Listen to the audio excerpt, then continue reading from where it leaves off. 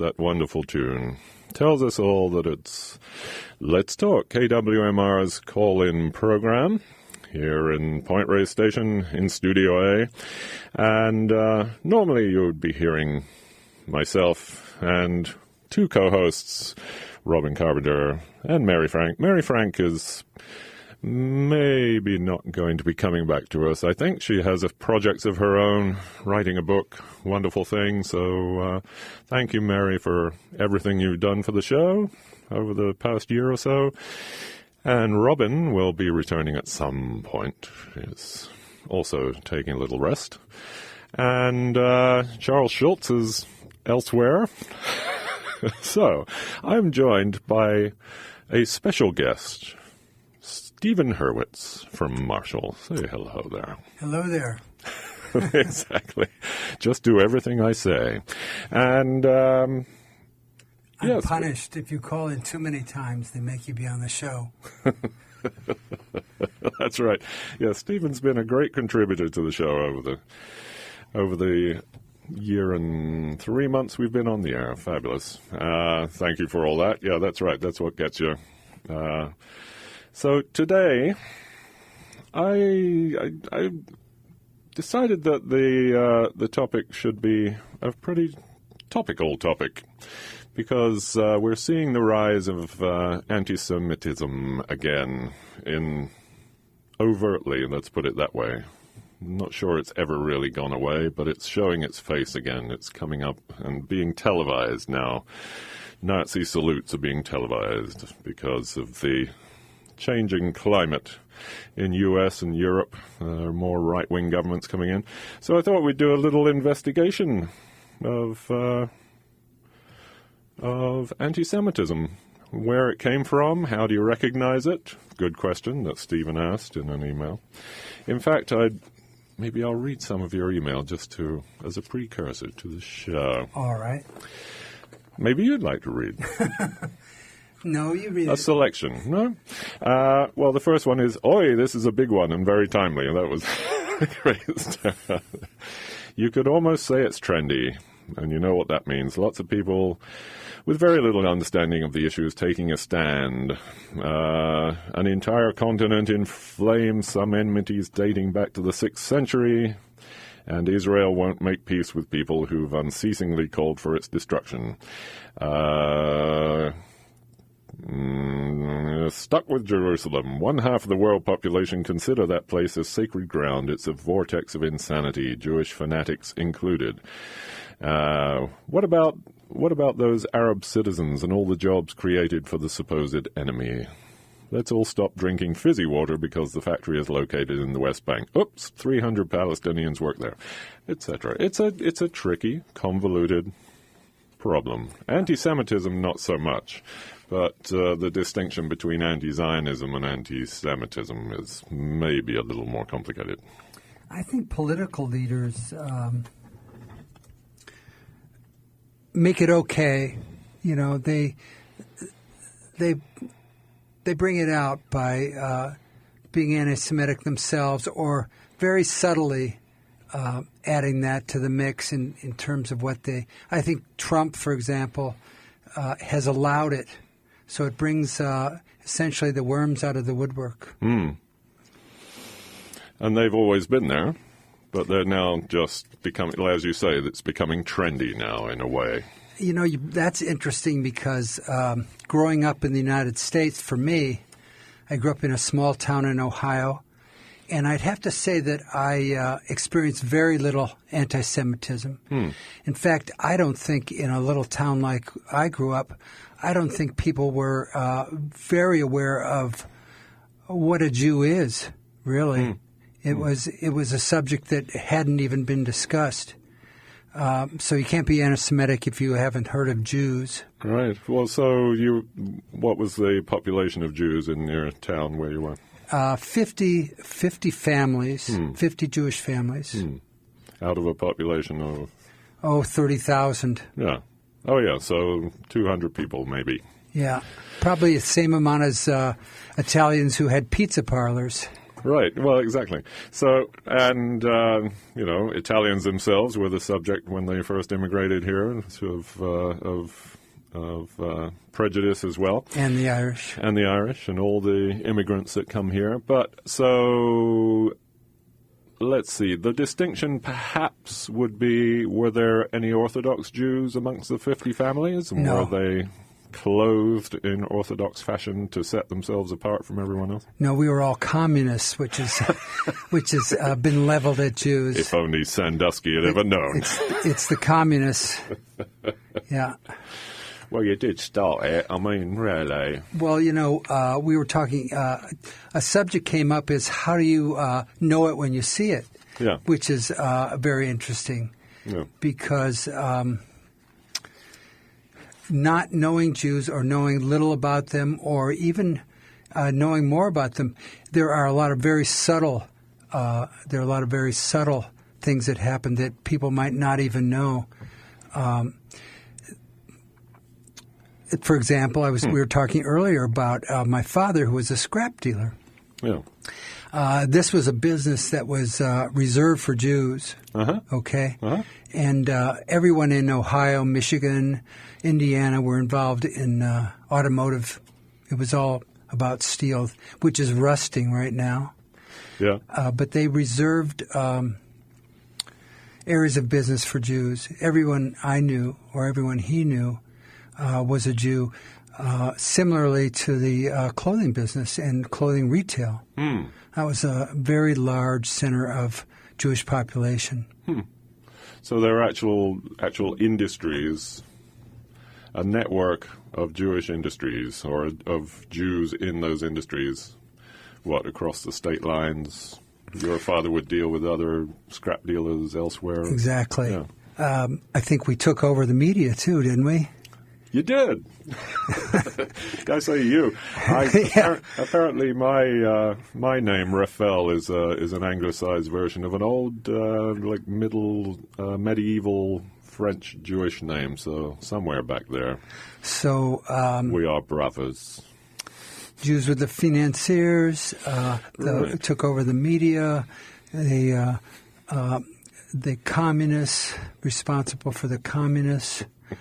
I think Hitler, that's a big one for him. A big one? The communists? Yeah, communists. Fear of communism. Oh, by the way, this is a call-in show, and I haven't given out the number. It's 415-663-8492. Please give us a call. We're interested in listeners' experiences with anti-Semitism, if you've ever experienced it. Maybe if you're as an anti-Semite listening, maybe you could call in and give us your reasons for your feelings about that. Are the Jews the terrible people that they've been made out to be for centuries in Europe and for thousands of years in the Middle East? I mean, since they got kicked out of Israel or whatever it was in Canaan by the Assyrians. Back in 733 BCE, as we say now. So it goes back that far. It's a very popular thing, anti-Semitism. We've been kicked around that long. That's why it's never gone away. Caller, you're on the air. What is your name, please? My name is Charles, and I'm in extreme North Marshall at the moment. Yes. Extreme North Marshall Mendocino. Hello, Charles. You called out for anti-Semites to call in, and I couldn't resist.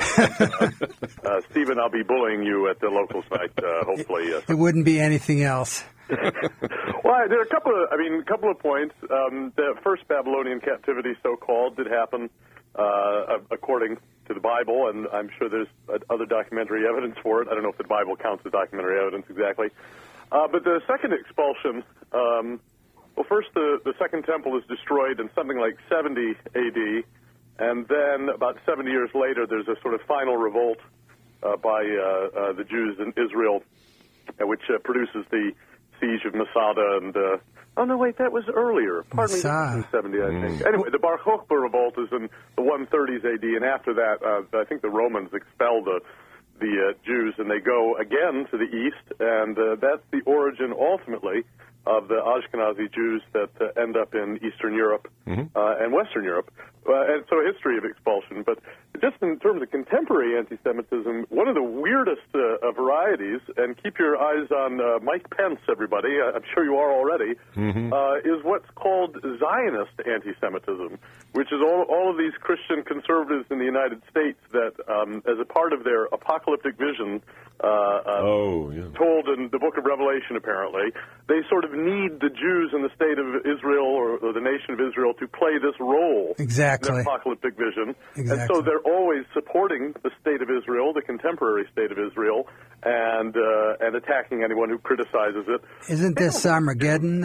Exactly. It's supposed to be the destruction of the world? When the temple was destroyed again and rebuilt, and all that. The weird thing in which part of the Jews need to witness it somehow, the end of the world, but they don't, actually get to join in salvation. They just sort of need to be there. Right. So you get all these people who would support Israel, but really don't like Jews. Charles, have you in your life witnessed anti-Semitism?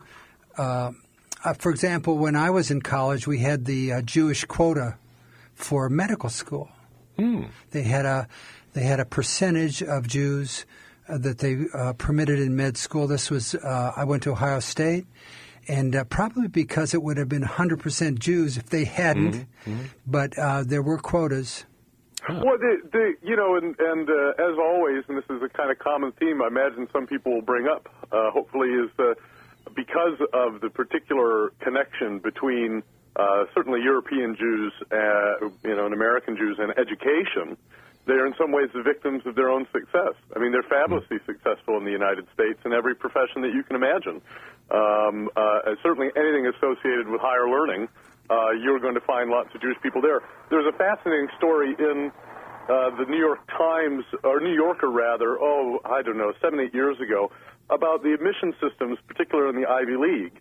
And there's this period in early 20th century where they go to a merit-based admission system. And what happens is all of a sudden there are way too many Jews at Flooded with Jews. The alumni's liking.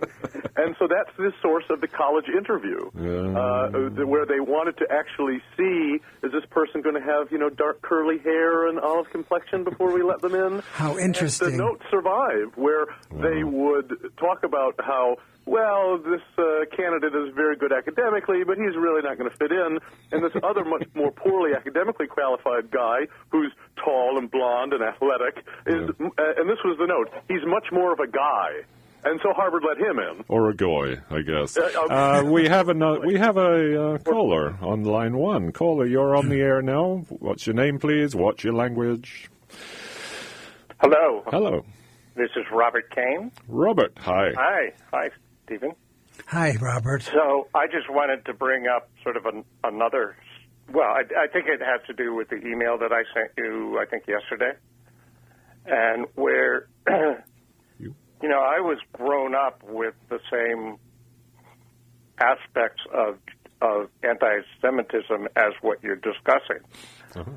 And it sort of became almost a sacred god to all of us in the sense that, this is what the Holocaust was about. This was the people that were tortured during the plagues and during the Christian revolutions and stuff. And yet there's something, it seems like we need a new word, because I think this same sort of anti-humanist, I guess I'll call it, that's happening all over the world, anti-Semitism doesn't quite fit that analogy. And I'm wondering your opinion on that. Do you see where I'm sort of going with it? That I'm saying this hatred of other people just by who they are or how they look is so widespread across the world now.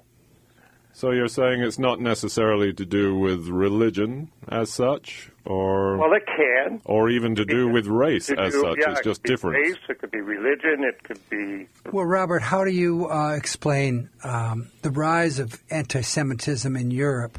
It's very specific. It's not. This isn't general. There are swastikas on walls, firebombing of synagogues. Beatings in some instance associated with the rise of nationalism. What do you think? Well, in the case of Nazi Germany, if I can comment, I don't know if I'm still with you. Yeah.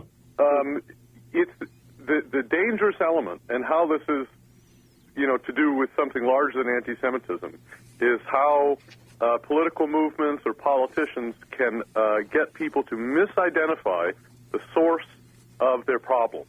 Mm-hmm.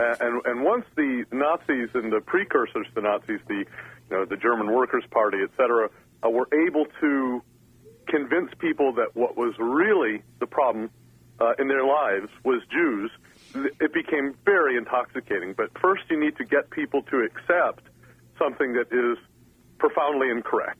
Jews in general and the Rothschilds in particular. Well, I still hear that today. People, I know it. The Rothschilds are parts of many active conspiracies, that people talk about. They think, really? Are we going to go there again? I mean, is that the story? I guess my main response to that would be, and I'm certainly not an expert like Stephen is on the subject. Excuse me, no. I'd say we see it just in the last election, where things were more about what you were against and how you could use the negativity to create a coalition. Mm-hmm. And I think that's somewhat what the Nazis did with the Jews. They needed a scapegoat. They needed something to unite their base. Good point. Jews have been a scapegoat for centuries. I can say, I'm not a Republican, but there's a certain extent that it goes both ways right now in the political system, that we stand almost more for what we hate than what we believe. Hey, by the way, that'd be a great T-shirt. Not a Republican? But I didn't want. I thought that my statement might lead to a certain amount of confusion. And in this community, that could be dangerous. But Mr. Kane, I mean, this is the problem: is that it's hard to know what you stand for. That actually takes a lot of thinking. It's easy to know what you don't like. I mean, we all know what we don't. Of it is it. I think it's because you mentioned, what's the cause, and I think the cause, at least in my mind, I have a relatively clear idea of what it stands for, but what's the solution?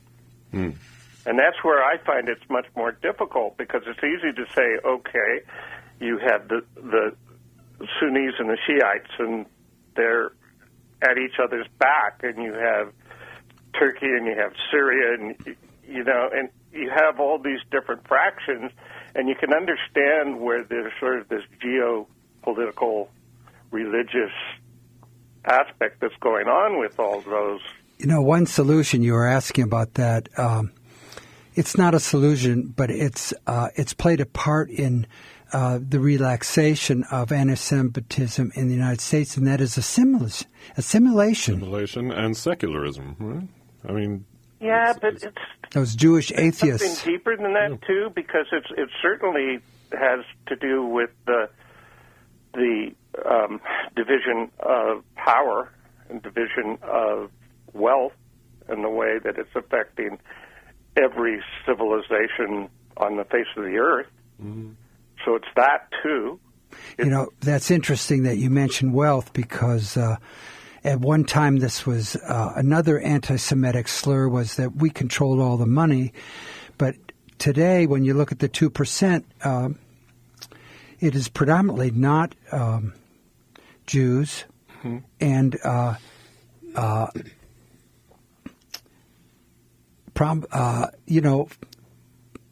I don't know. Fill me in, Charles. Well, I think I just ask you to contemplate some more ironies, not because they represent solutions, but they help us to break out of narrow categories. And one of them is an old slur, European slur, but I imagine it exists in the United States too, was that Jews could never assimilate into Christian or culture because they have divided loyalties. They could never really be a German or an Englishman because they have this secret loyalty that they don't tell us about, which is to this idea of Israel. Good point. Then in the 20th century, the second half of the 20th century, something very strange and ironic happened. You had the phenomenon of an actually existing Jewish state, an Israeli state, in which people could be dual citizens. And so what was a slur, what was a tool that people used to exclude, became this new and very strange fact. And so I'm not saying that those people in the past, those anti-Semites in the past were correct. I'm just saying that the world we deal in, just with those Christian conservatives saying they love Israel, is a weird world filled with apparent contradictions and ironies that we have to, include as a part of that picture of understanding. I think didn't Kafka sort of take it one step further than that? Wasn't he saying that that's the basic nature of culture? To be divided. Yeah, that we're divided. We're so stuck into our own personalities, our own cultural personalities, that we're looking at things from a perspective that is involved only with our own ego. And it's so difficult to escape that aspect of ourself and even have the premise or the ability to assimilate. Are you, that's one aspect of the world is broken down in communities, separate communities that fear each other, that support each other. Afghanistan, for example, they are not. There is no Afghanistan. There is 5 different, completely separate tribal groups. Yeah. Run by warlords. Right. So from without the state and from within the state. Well, you can talk about conflict between different generated. Not ISIS. I'm sorry. Taliban is mainly generated from Pakistan. Yeah. That's true, but you could talk about these distinctions within the Israeli state as well, in terms of tension between Mizrahi and Sephardic and Ashkenazi Jews and people from, different origins and things like that. Those tensions exist within Israeli society. And Charles. Israelis will talk to you about them. I mean, I guess in this case it's knowing what the source of the confusion is. So that loneliness that you mentioned of the ego, I think has more to do with how it is so overwhelmingly reinforced by our relationship to technology and to the economy. Yeah, absolutely. So we're always looking at our lonely screens, our lonely phones, our lonely commutes, our lonely trips in cars, our lonely houses. So if Kafka was identifying something real in the South all of those decades ago, our problem is not his rightness or wrongness or whether he's correct. It's to understand how that condition is so exacerbated by how we live now. And what is our control over? Can we change that relationship to technology? Can we change that relationship to the economy? And those aren't questions of race or of religion. But we all need a scapegoat when they... You're much more hopeful about them because they represent, if we're able to make any reasonable answer to them in terms of knowing what we want, then this has a liberatory or a freeing function for everyone, not just for a particular group. But that is probably very abstract. I need a scapegoat when I lose my job. You had a job? No, never. But right? I mean, that's the thing. The society, people who are having a hard time in society, love to have a scapegoat. It can be blacks, it can be Jews, it can be Muslims, it can be whatever it is. Anyone who's different. Liberal elite. And that's the liberal elite. Yes, exactly. And the difference here in the States is that, as you say, there's assimilation. We apparently are tolerant of everything. Right? It's a kind of inverse relationship where, in order to explain our great privilege and wealth, we explain it not through a separate group of people that we despise, although we're doing that with the Republicans and with Heartland Americans, basically, but we do it by saying, oh, actually, we love everyone. Even though when you look around, people are almost, at least in socioeconomic terms or terms of privilege, from exactly the same kind of background. So it is in a more diverse society, although it claims to be diverse, in a way of avoiding, I think, these economic questions, these questions of privilege and power.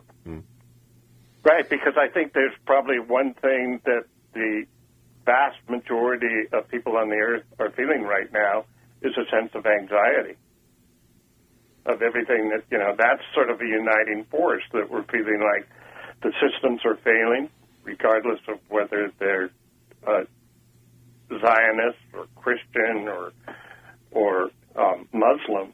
The systems aren't working. Right. You know, you brought up Zionist, very interesting word right there. Right. Well, yeah, it is interesting.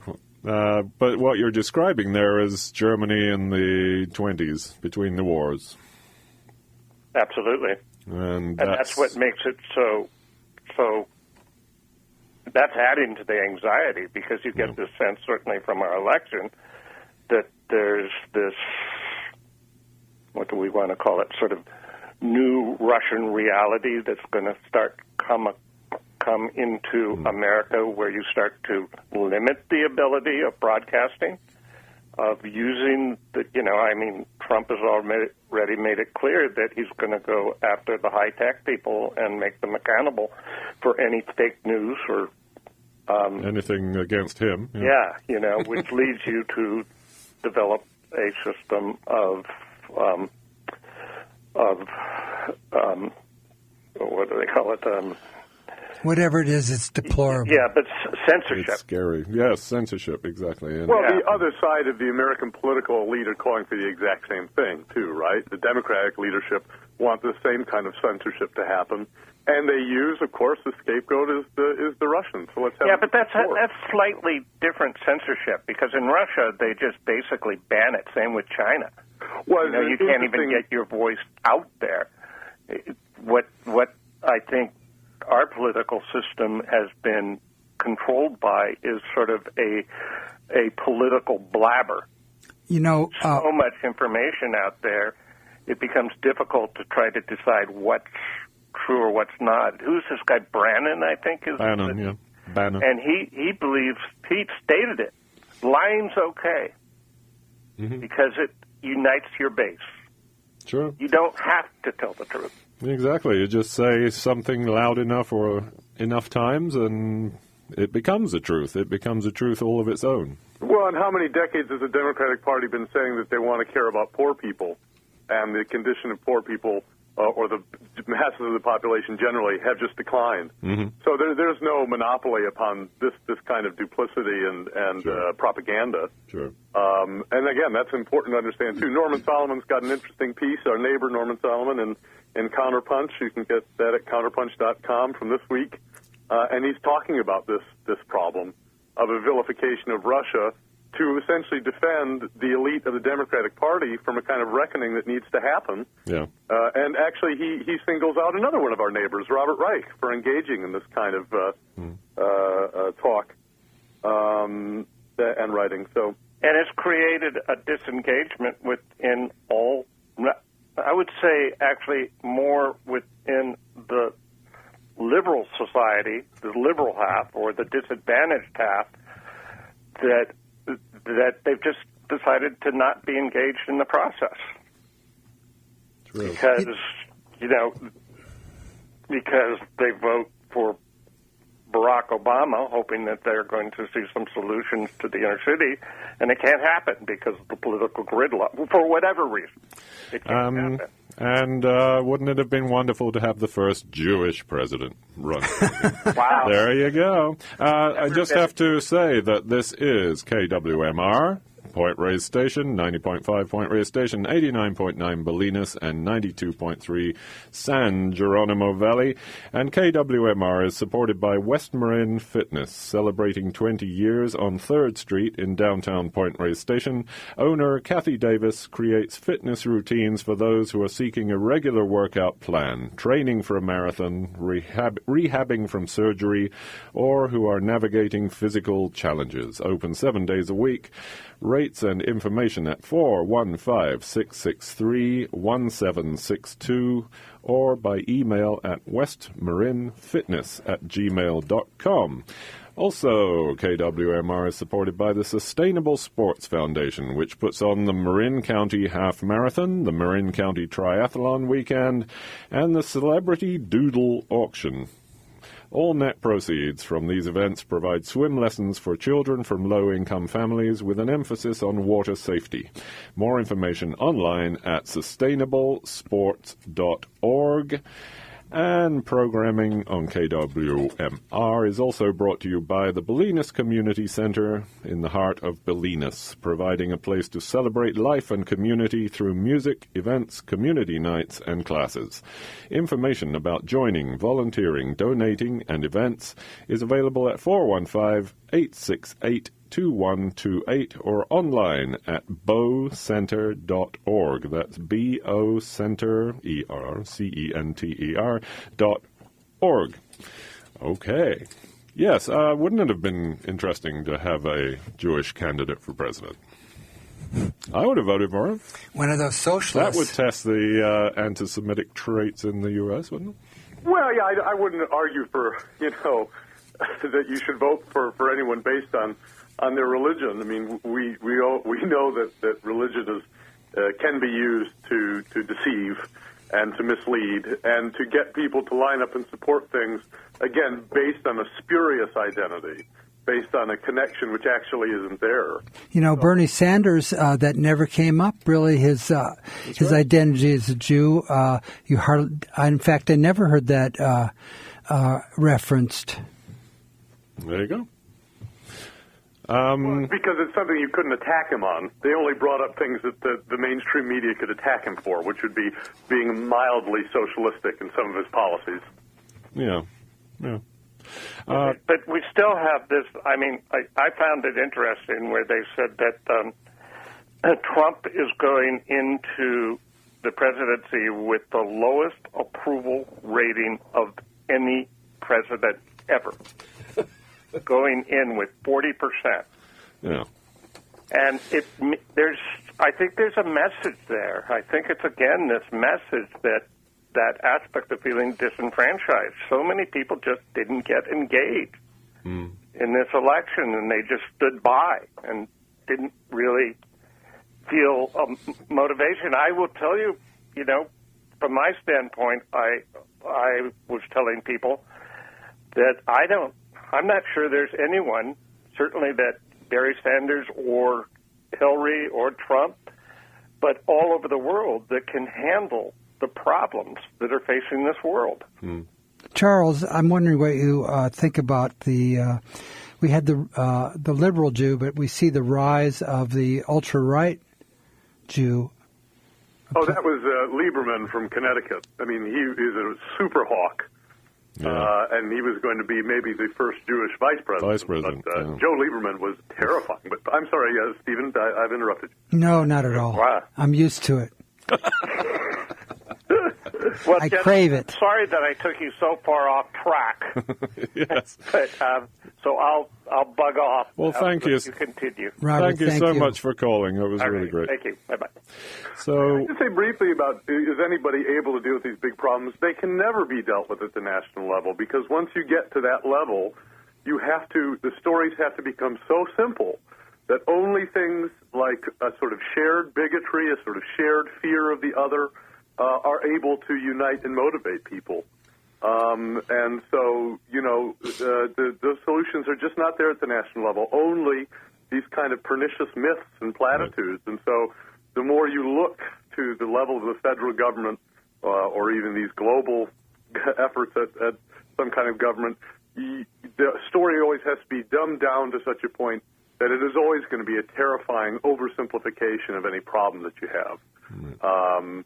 And so I wouldn't look to it at all. It's not that people shouldn't be afraid of Donald Trump or Vladimir Putin. Sure, they can do terrifying things to change all of our lives and to change the world history.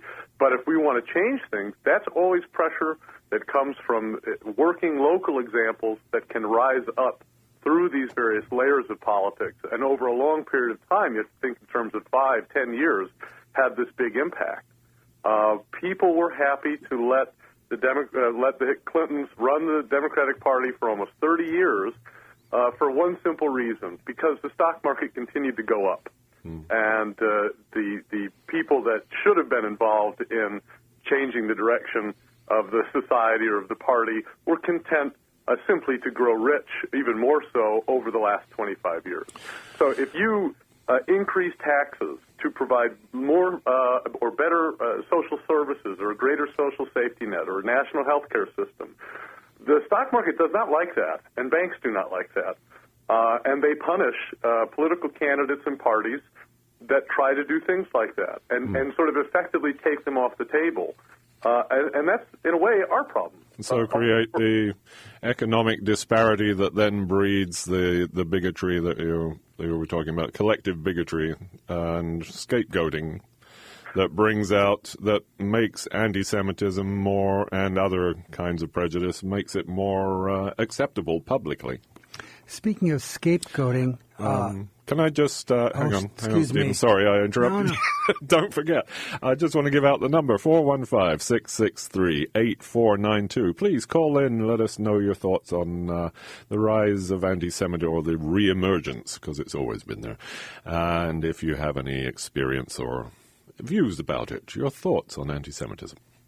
Well, I was just going to say, speaking of scapegoating, American Jewish organizations have come to the defense of Muslim Americans for the same reasons that they are fearful of the scapegoating, which is ironic. In support of Muslim refugees or Muslim communities that are registration, for example, is a very scary. Very scary prospect to Jews. We've never seen that before, have we? In the United States? Oh, yes. Japanese. Oh, that's right. Charles. I would say that if you can't deal with the economic disparities in the country, if you can't deal with how deeply unhappy this society is, you're never going to be able to stop those kinds of pernicious attitudes and prejudices. I mean, if Trump hadn't won in 2016, there would have been another Trump running in 2020, and it would have been a matter of time before somebody like that will win, if there isn't any real opposition on the other side. And so, the idea that you could just force people to be tolerant through controlling state education, through controlling discourse on university campuses, through making it illegal to be a bigot, through broadening the definition of hate crimes, etc., that ultimately cannot work. And it is a more and more terrifying and less liberal and less open society you create. You create one in which the state has more and more control, all in the name of doing something good, right? All in the name of making us better people. But it never quite works. And because we're not better people. We're the same people. I don't see that going anywhere positive. Yeah. Well, so in Europe is a prime example of where anti-Semitism is growing again. Here's a survey, results of a survey in 2012. 23% of Italians harbor strong anti-Semitic views. This was in Italy. 58% of Italians believe Italian Jews are more loyal to Israel than Italy, as you were saying. That's always been the common thread, right? 40% believe Jews have too much power in international financial markets. There it is again, still there. 29% say Jews don't care about anyone but their own kind. 27% of Italians say that Jews are more willing than others to use shady practices to get what they want. And 43% believe Jews still talk too much about the Holocaust. You have to understand, these are 1,000-year lows for Italian polling on these questions. So, that's right. Yeah. Well, I think that the new anti-Semitism is something that has been hailed in the press in the United States decade on decade for a long time. I think one of the interesting trends that you're seeing is that there's a rise among my generation and younger of American Jews who are no longer willing to toe the line with the activities of the Israeli state, which they see to be unjust, in the way that their parents and grandparents were. And so there's a weakening of the sort of, loyalty, you would say, to Israel no matter what in the younger generations. And that's a problem for the state of Israel, frankly, and they're not very happy about it. So new anti-Semitism, maybe, but I think is also that the younger generation is not going to have a blank check to the Israeli state in terms, at least in America, young American Jews. So, Charles, you bring something up that's interesting, which is how equated is anti-Semitism with Israel? Can you be against Israel and yet not against the Jews per se? Well, I think there are a lot of people, a lot of Jews especially, who would say that is not the case. You can, if you're talking against Israel, the state of Israel and its policies, then you are talking anti-Semitically. Then you are talking against Jews. I saw that recently. That was part of the impetus for doing this show. Was I saw that on Facebook, and somebody that we know who is a friend of ours, and just stated that if you know. Basically saying that Israel is you can't criticize Israel because that's where the Jews are and they've had a hard time. We've got to let them do what they have to do to survive. And, I think that the younger generation no longer accepts that line. I mean, my Israeli friends who are my generation are very critical of the state of Israel and how repressive it's become just in the last 25 years. Yeah. And now that isn't happening in isolation. That's happening in the context of the rise of suicide bombing. It's happening in the context of even more extreme chaos and violence in the Middle East, which make it very, very difficult for certainly the victims of these kinds of attacks in Israel to be open to peace talks and this thing and that thing. Imagine if your family is the victim of some kind of terrorist attack, etc., how you'd feel about it. Sure. So that makes it very difficult to discuss these things. There were as late as the early 90s Israeli pro-Palestinian protests on the streets of Tel Aviv. Unthinkable today. The society has become so much more closed, and or so much more narrow. If you would take someone like Noam Chomsky's point, which, by the way, lots of people on the right in Israel would obviously see him as a massive traitor to the state of Israel, he would say continued American uncritical support for Israeli state policy, particularly regarding Palestinians, makes it more likely that there is going to be a catastrophe in Israel that will threaten the Jews that live there. Not less likely. But aren't you making a mistake when you say Israel's policies? It's a government, and Netanyahu and his crowd have been empowered, but that doesn't mean that they represent Israeli society. With the parliamentarian system, he needs the ultra-right Meshuggahs for him to make a party. So what we hear about Israel is really right-wing Israel, where probably the majority of Israel does not feel that way. Well, I think since the death of Rabin, the assassination of Prime Minister Yitzhak Rabin in the mid-1990s, you have seen a hardening of Israeli society and its openness to the idea of peace more generally. So I think that there has been a move generally to the right in Israel over the last 20 years.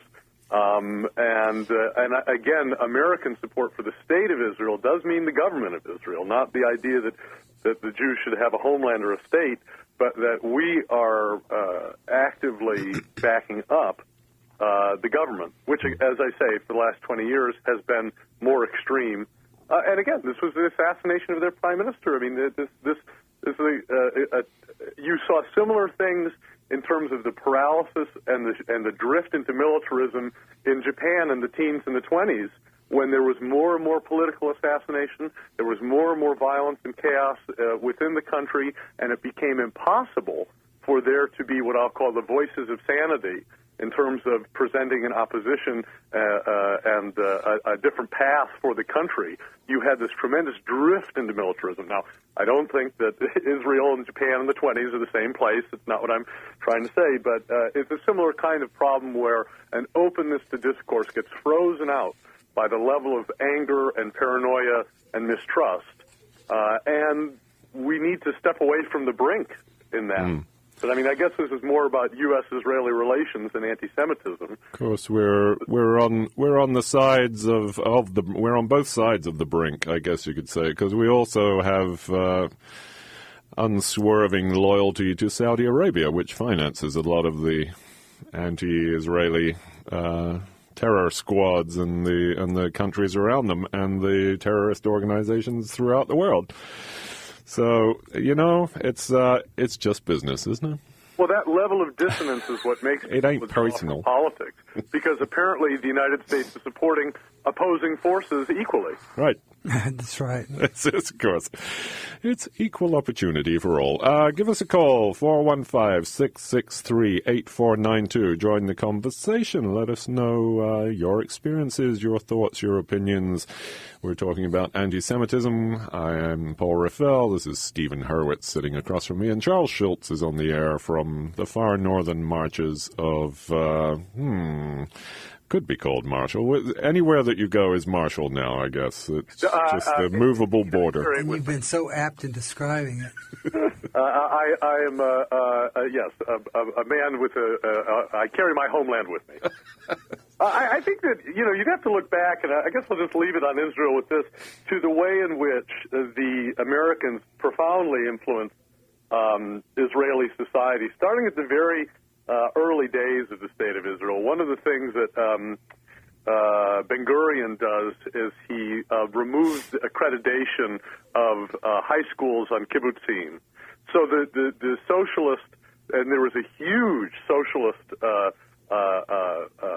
part of Israeli society as time wore on that was worn down and marginalized by the right-wing pro-American politicians and politics within Israel. So what does it mean if your high school can't be accredited? It means you can't get into college. And this was, devastating to those Jews of the kibbutzim. Their kids can't go to college? I mean, it's one of the things that I admire most about this certain Jewish tradition is its deep, deep love of scholarship and higher learning. Education. And the way to undermine, this socialist opposition to a more right-wing capitalist Israel was to prevent the socialist kids from going to universities. It's a curious case in history. There's a difference today, say, than early 20th century, is that anti-Semitism does not, in America anyway, does not have strong movement.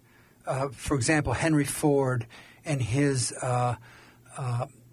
vociferous attacks on Judaism and Jews, and his sympathies with the Nazis. I don't think we have somebody like that today. Well, sadly, we have just the opposite. We have Americans who were very powerful, both Jewish and non-Jewish, who are fanning the flames of Israeli militarism. Interesting point. Henry Ford's newspapers were used as source material for Der Stürmer, Julius Streicher's famous Nazi newspaper. So the Nazis were using American newspapers for material for anti-Semitic attacks in their own papers. And Ford is a curious case in history. Not a curious case in history, sorry. He's just curious. He was one of many. Yeah. Supplying vehicles to the Nazi war machine as well. A wonderful guy. Indeed.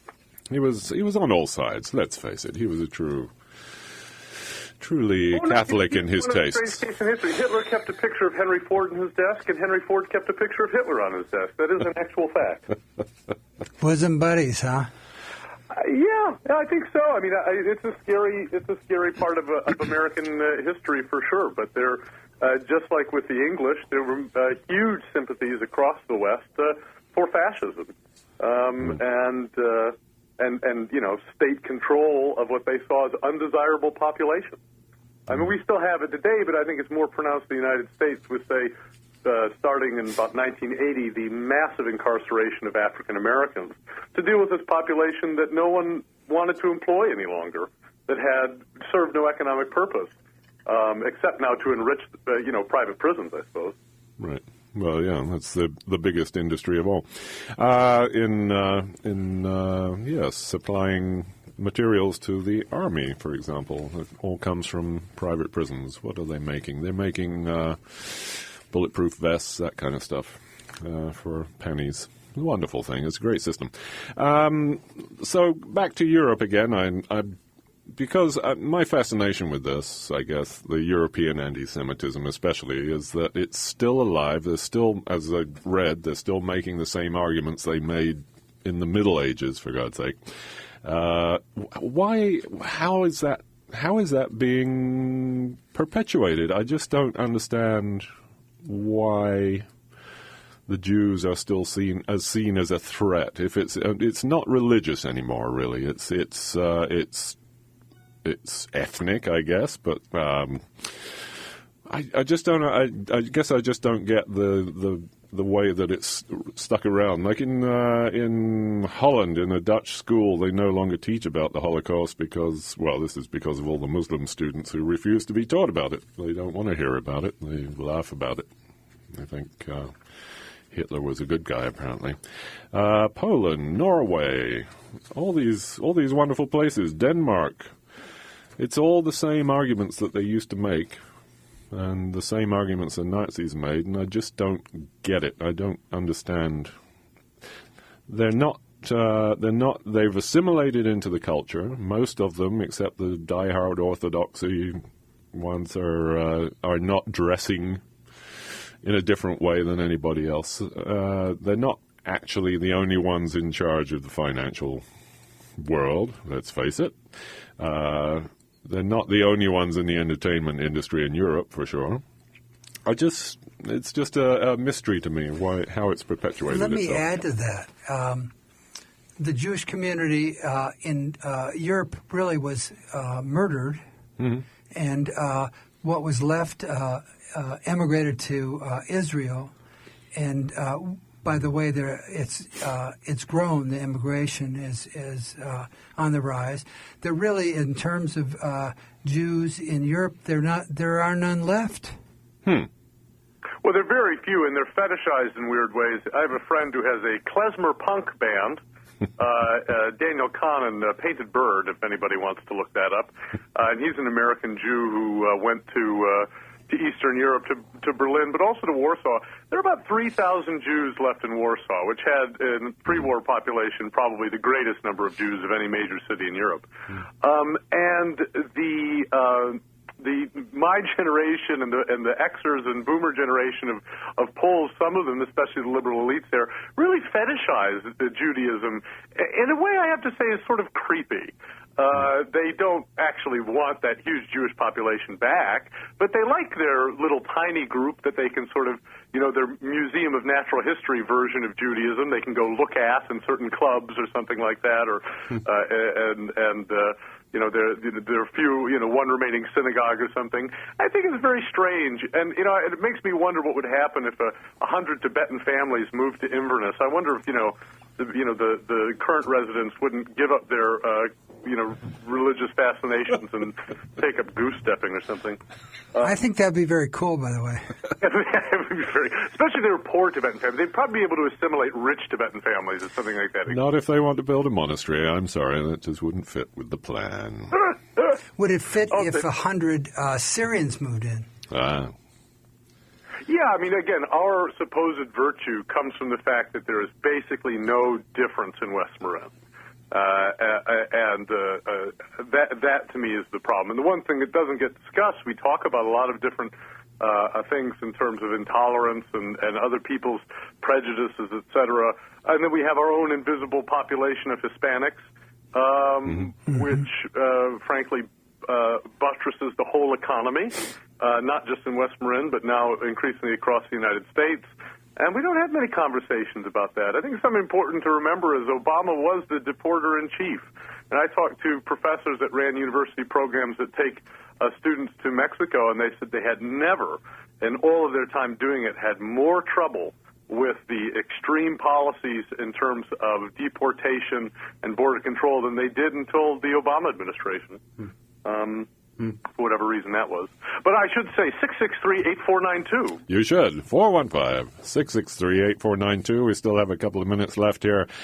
Call in. Give us your thoughts. If there is anyone out there who hates Jews, call in and let us know why. Because, For sure they're calling you. I mean, I would say I grew up with a sort of latent anti-Semitism in the culture, Midwestern Gentiles, and I couldn't guess what the origin of that was, except for Michigan's unique history between Father Coughlin and Henry Ford of promotion of anti-Semitism in the 30s and 40s. The church had a wonderful history of anti-Semitism, wonderful thing. Did Coughlin have a television show as well? Yeah, Father Coughlin, first a radio program, and then I believe he had a television show as well. It was hugely popular. These forgotten figures of American history that have a tremendous resonance. Like, I'm asking myself, where would this it was just a glimmer of as I say, latent anti-Semitism coming from, and that's just my guess. It's just how popular it was. I mean, almost universally so.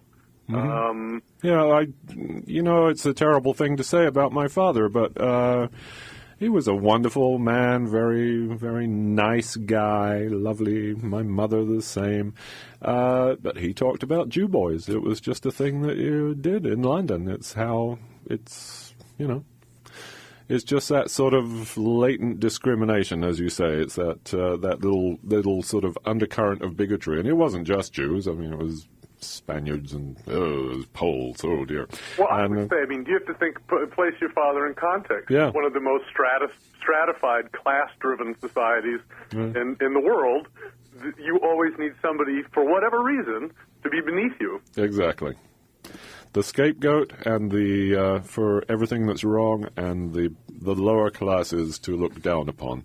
Anyway, thank you so much, you two. Thank you, Charles. Thank you, Stephen, for being here today. This has been Let's Talk. My pleasure. My pleasure. Thank you. Good. And yes, so this has been Let's Talk. I want to thank our listeners and our callers. Callers. Yeah, 2 callers. Thank you for that. This is a weekly Let's Talk call-in show. KWMR does not take a stand on any of the issues discussed on Let's Talk. Opinions expressed on this program are those of the hosts and callers and don't necessarily reflect the views of KWMR, its board of directors, underwriters, or members. We're on every Thursday from 11 till noon right here on KWMR. Now,